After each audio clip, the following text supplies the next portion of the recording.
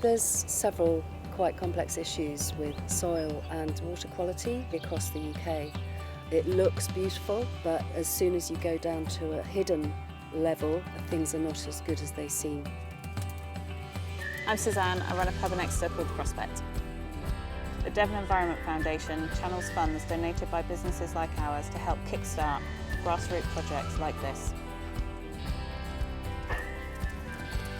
Hello. Suzanne, how are you doing? Yes, good, thank you. Yeah. The foundation focuses on projects which help regenerate nature and can hopefully be replicated and scaled across the country. As you can see, it's myceliating very beautifully. The best thing is knowing my business is making a tangible difference by supporting the foundation. We're giving back to nature right here in Devon.